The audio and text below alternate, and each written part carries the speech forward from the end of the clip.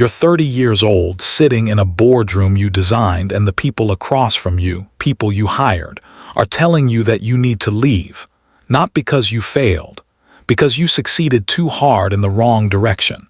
And the worst part, you know they might be right. In 1985, Steve Jobs was fired from Apple. Not technically.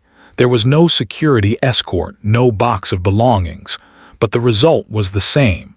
The board stripped him of all operational responsibilities, reassigned his teams, and made it clear his presence was no longer helpful. He was 30 years old.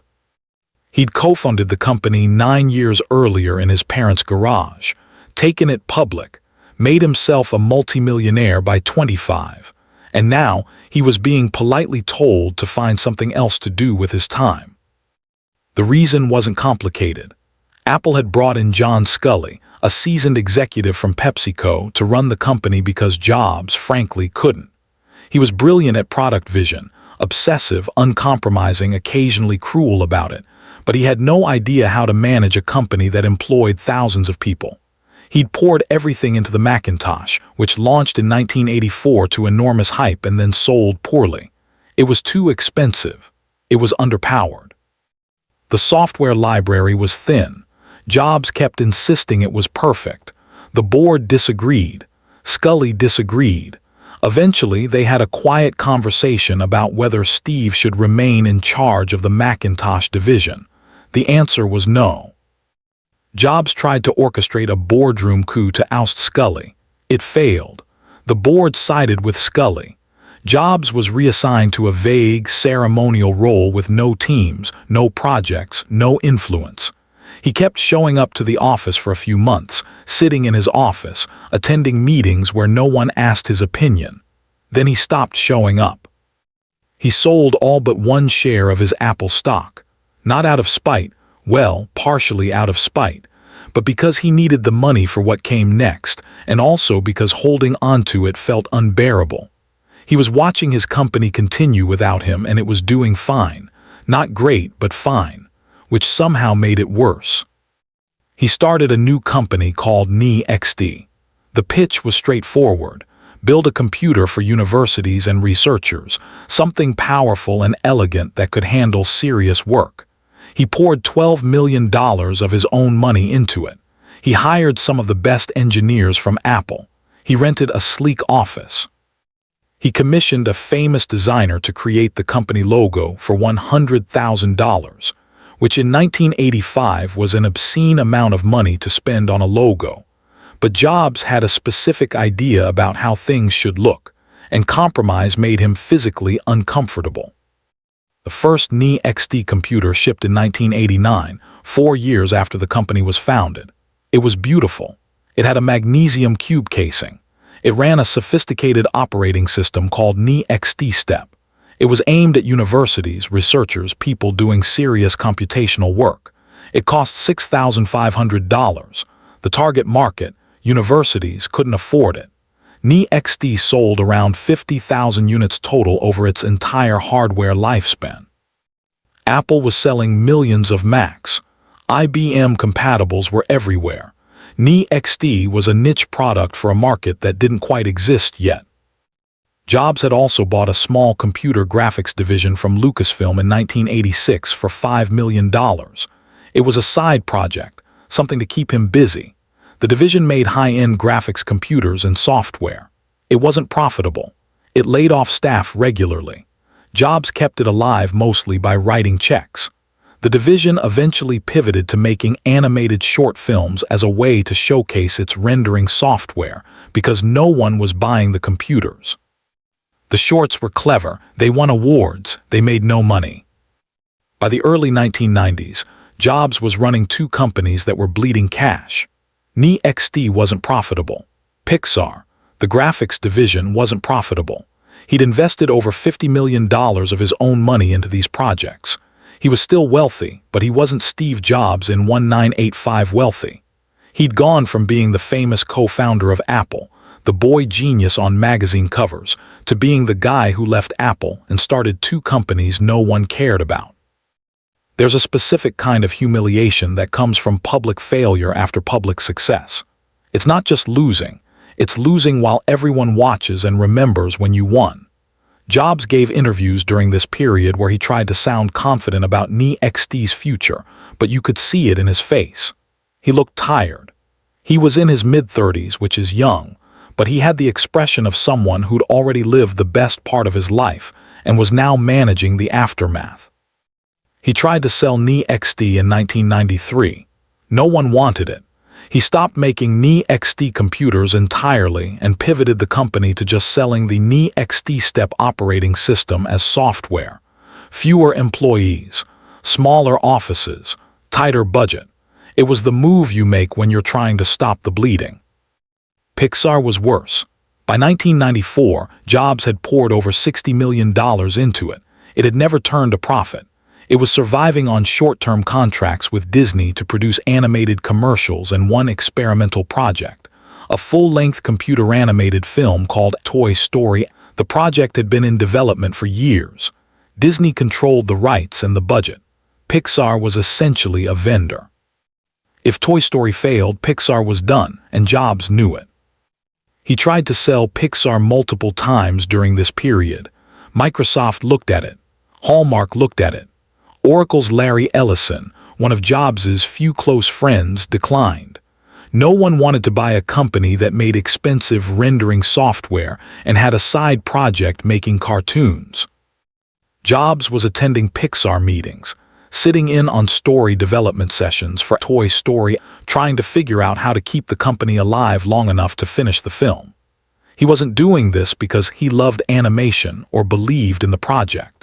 He was doing it because he'd already lost too much money to walk away, and walking away would mean admitting he'd been wrong about everything for 10 years. Toy Story was released in November 1995. It made $373 million worldwide.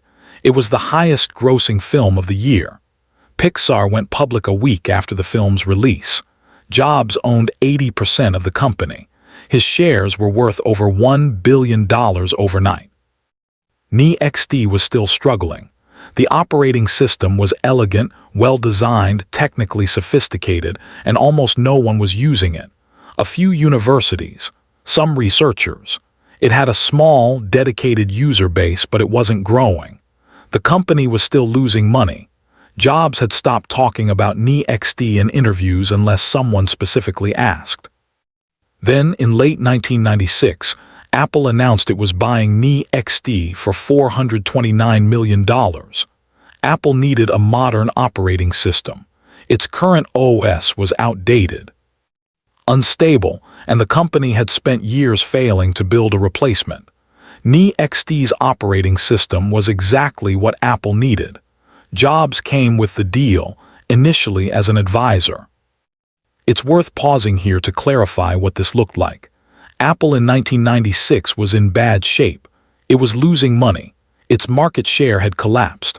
Microsoft dominated personal computing. Apple was weeks away from running out of cash. The company that had fired Jobs 11 years earlier was now buying his failing company because it had no other options. Jobs didn't return as CEO immediately. He was an advisor. Then he was interim CEO. He spent months firing executives, cutting product lines, shutting down projects, renegotiating deals. He killed the Newton, a personal digital assistant that had been in development for years. He cut Apple's product line from dozens of models to 4. He negotiated a $150 million investment from Microsoft in exchange for a patent cross-licensing deal, which kept Apple solvent. He introduced the iMac in 1998. It was a translucent, colorful, all-in-one computer that looked like nothing else on the market.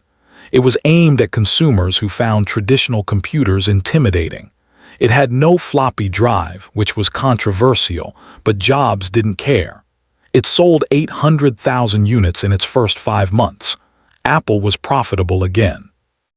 The iPod launched in 2001. The iPhone in 2007, the iPad in 2010. By the time Jobs died in 2011, Apple was the most valuable company in the world. He'd been CEO for 14 years. He'd taken a company that was nearly bankrupt and turned it into the most influential technology company on the planet. But here's the thing people forget. None of that was certain. When Jobs returned to Apple in 1997, most people expected the company to fail. When he introduced the iMac, critics called it a toy. When he announced the iPhone, industry analysts said it would never compete with BlackBerry. At every stage, the consensus was that he was wrong. The reason Jobs succeeded the second time wasn't because he'd learned to be less obsessive or less difficult. He was still obsessive. He was still difficult. But he'd spent 12 years running companies that no one cared about, pitching products that didn't sell, writing checks to keep projects alive that any rational person would have shut down. He'd lived through the part of failure that doesn't make it into the highlight reel. The years where nothing works, where you're not sure if you're persisting because you're right or because you're too stubborn to admit you're wrong. When he came back to Apple, he didn't have anything left to prove to himself. He'd already lost. He'd already been humiliated. The fear of failure, the thing that makes most people compromise or hedge or play it safe, he'd already lived through the worst version of that. So when he decided the iMac shouldn't have a floppy drive, or the iPhone shouldn't have a physical keyboard, or the iPad should be positioned between a phone and a laptop, even though no one was asking for that, he didn't flinch. Not because he was fearless, but because he'd already survived being wrong, and it turned out you could live through that. There's a version of this story where Jobs comes back to Apple, and it's triumphant, redemptive proof that talent always wins. That's not what happened. What happened is messier.